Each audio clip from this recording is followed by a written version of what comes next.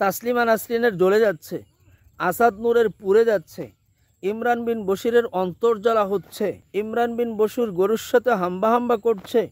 সব শেষে ঈদুল আজহাটা হয়েই গেল, কোরবানিটা হয়েই গেল। কোরবানির মাঠে গেলাম, ইয়া বড় এক গরু নিয়ে এসেছে, বলতেছে ভাই ছুরিটা লন, চালান। চিন্তা করলাম আল্লাহর জন্য যেহেতু কোরবানি করা হচ্ছে, আল্লাহর জন্য কোরবানিকৃত পশুর গলায় যদি আমি ছুরি চালাই তাহলে আল্লাহর জন্যই করতে হচ্ছে, সওয়াব পাচ্ছি, বাস আর কোনো কথা নাই।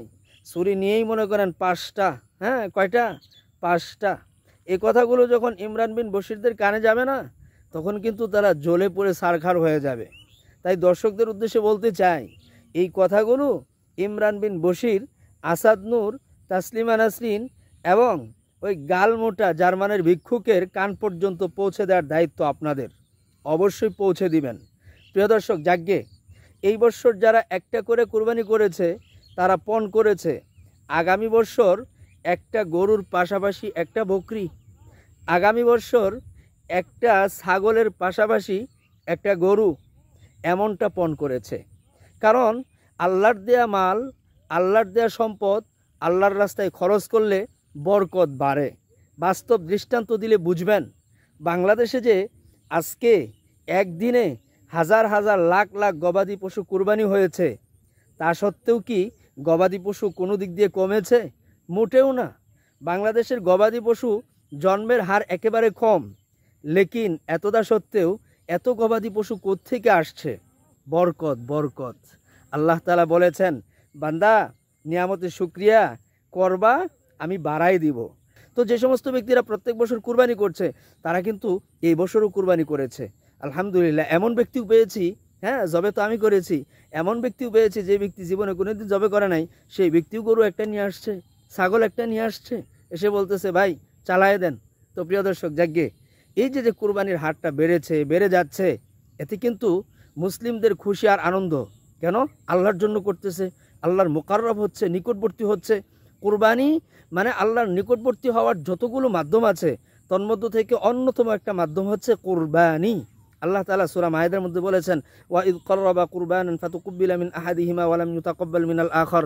হযরত আদম আলাইহিস সালাতু ওয়াস সালামের দুই বেটা হাবিল এবং কাবিল, এদের মধ্য থেকে যখন কুরবানি হইল তখন কিন্তু একজনের পক্ষ থেকে কুরবানিটা কবুল হয়েছে, মানে একজন আল্লাহ তাআলার কাছে মুকাররব তথা নিকটবর্তী হিসাবে সিলেক্টেড হয়েছে, আরেকজন হয় নাই। কেন হয় নাই? এই ক্ষেত্রে ইখলাস লাগবে, একনিষ্ঠ নিয়ত লাগবে, এই কুরবানিটা সির্ফ আল্লাহর জন্য হতে হবে। তো যাক, এই কুরবানির মাধ্যমে কিন্তু মানুষ আল্লাহ তাআলার নৈকট্যতা অর্জন করে। তো প্রিয় দর্শক, এখন এই কুরবানি নিয়ে বিভিন্ন শ্রেণীর মানুষেরা এক ধরনের গাত্রদাহ দেখাচ্ছে। আপনারা জানেন যে মুসলিমদের মধ্যেও বা মুসলিমদের নাম নিয়েও কিন্তু এক শ্রেণীর লোক কাজ চালিয়ে যাচ্ছে যে কুরবানি বা এই ধরনের জবে এটা জীব হত্যা।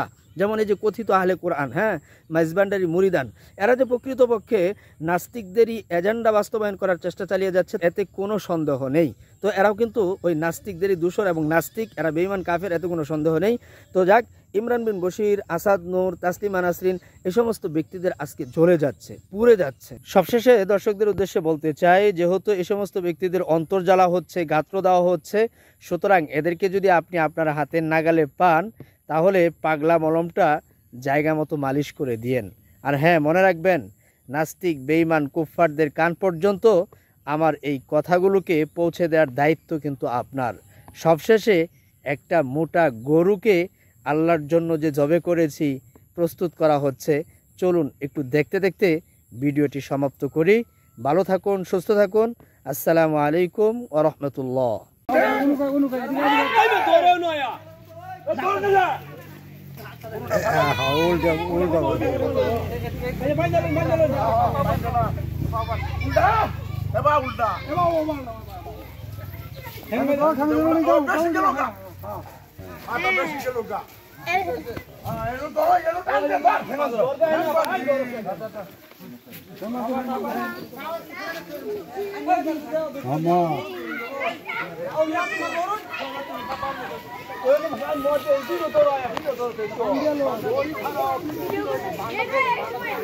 একটা মাইসে করে না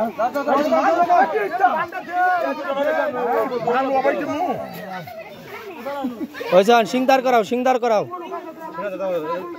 মাথাদার করাও হ্যাঁ এত হয় না গরুর বিষয় জানো না হাই হাই রে পিছনে বানি দিছে না দেখছো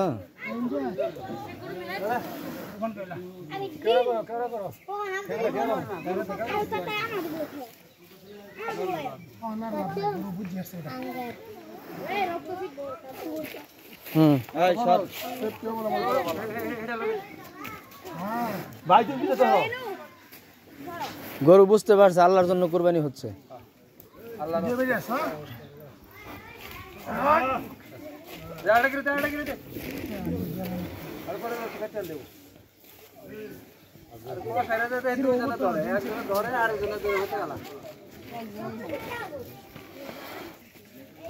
শক্তি আছে যারা আঙুল তার শক্তি নাই হ্যাঁ আর মাথাটা উঁচা করে ধরো